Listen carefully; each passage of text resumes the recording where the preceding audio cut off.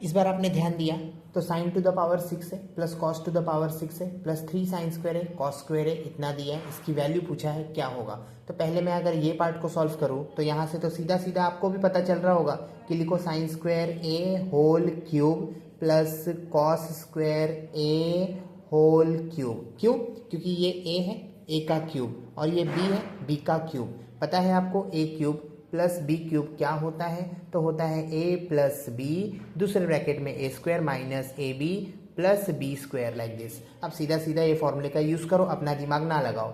बोलो ए का मतलब हुआ साइन स्क्वायर है, लिखो साइन स्क्वायर ए, प्लस का साइन, बी का मतलब हुआ कॉस स्क्वायर है, लिखो कॉस स्क्वायर ए, लिख दिया। अब चलो दूसरे ब्रैकेट में ए का स्क्वायर बोला है, लेकिन ए क्या है? तो ए है साइन स्क्वायर ए, लेकिन उसका स्क्वायर इसीलिए इसका स्क्वायर, माइनस ए बी का मतलब हुआ, पहले ए लिखो तो ए मैंने लिखा साइन स्क्वायर ए, बी का मतलब हुआ बी लिखो तो कॉस स्क्वायर ए, प्लस का साइन डालो, यहाँ पे दिया है फॉर्मूले में इसीलिए बी का स्क्वायर बोलो तो बी का मतलब तो कॉस स्क्वायर, तो cos square A whole square है ना, बी का स्क्वायर हो गया। ठीक है, अब इसको सॉल्व करोगे तो आपको पता चल गया sine square theta plus cos square theta क्या होता है?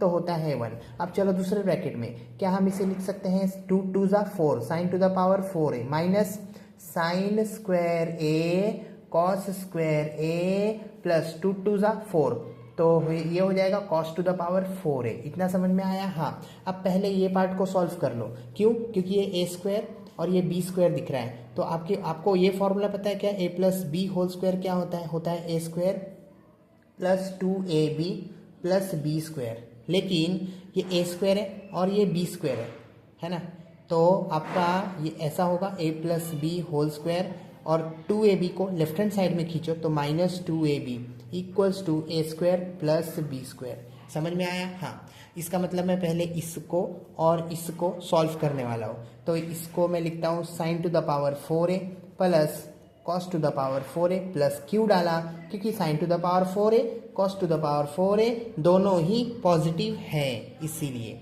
इक्वल्स टू, क्या मैं इसे ऐसे लिखता हूँ साइन स्क्वायर ए प्लस कॉस स्क्वायर ए, है ना, यहाँ पे होल स्क्वायर डाल दूँ तो कोई दिक्कत है? कोई दिक्कत नहीं है।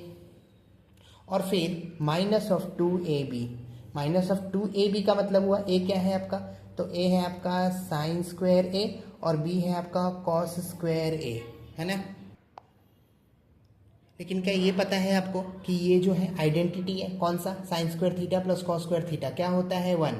1 का स्क्वायर क्या होगा? तो 1 minus 2 sign square A cos square ए। ठीक है, आपने इसको और इसको सॉल्व किया था, पर ये पार्ट तो अभी भी बचा हुआ है, तो लिखो minus of sine square A cos square A. अब ये क्या हुआ? 1 माइनस 2 और 1 3, तो 3 sign square A cos square ए। लेकिन ये जो आया आंसर किसका है? तो इसका है, यहाँ से यहाँ तक, यहाँ से यहाँ, अभी ये पार्ट तो बचा हुआ है आपका, तो लिख दो 1 minus 3 sign square A cos square A.